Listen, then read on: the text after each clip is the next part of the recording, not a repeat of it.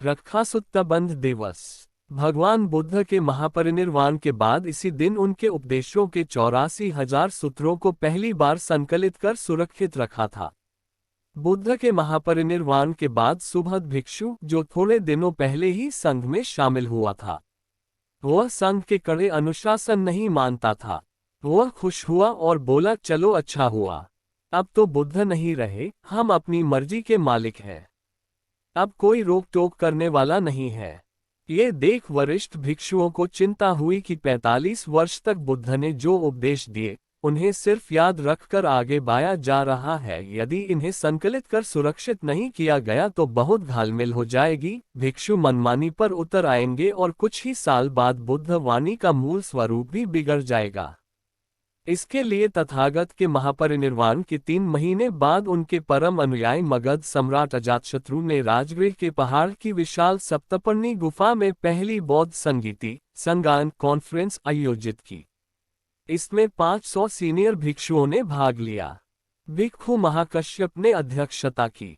गृहस्थ भिक्षु व भिक्षुणी के विनय अनुशासन के नियम के विद्वान अरहत भिक्षु उपालि को प्रधान चुना गया, क्योंकि विनय धर्म का आधार है। उसी समय अरहत हुए बुद्ध के सहायक भिक्षु आनंद को बुद्ध की देशनाओं के सारे सूत्र याद थे। उपदेशों को याद रखने वाले गणक भी मौजूद थे।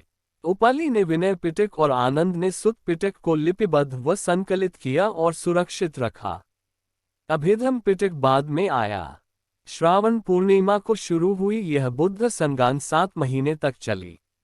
बौद्ध धर्म इतिहास में ये बहुत महत्वपूर्ण दिन है, क्योंकि पाली त्रिपिटक ग्रंथ का पहला स्वरूप इसी दिन तैयार हुआ था।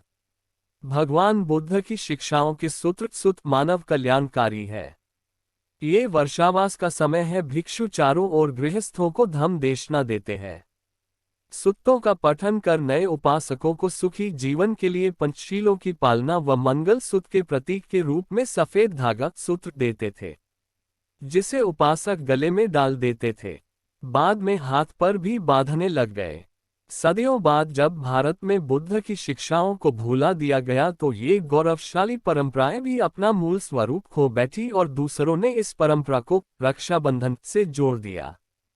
कभी कोई और कहानी गढ़ दी और कुछ ही 100 साल पहले धर्म व बाजार ने अपने स्वार्थ के लिए इस दिन को भाई द्वारा बहन की रक्षा से जोड़ दिया। जबकि गांवों में तो आज भी इस दिन खेती व अन्य धंधों के औजारों व पशुओं को भी साधारण धागा ही बांधा जाता है। बुद्ध की शिक्षाओं में स्त्री चाहे वह माँ, बहन, पत्नी कोई भी हो, उसे कमजोर नहीं माना जाता है जिसकी रक्षा के लिए एक दिन चुनना पड़े। सभी को समान अधिकार है। बौद्ध इतिहास में श्रावण पूर्णिमा का दिन बहुत महत्वपूर्ण है। इस माह का नाम श्रावण भी ऐसे ही पड़ा। श्रावण यानी बुद्ध के सूत्रों का श्रवण या सुनना। इस दिन बुद्ध वाणी के संकलन व संरक्षण के कारण ही 2600 साल बाद भी पूरी दुनिया में पाली त्रिपिटक उसी मौलिक रूप में है।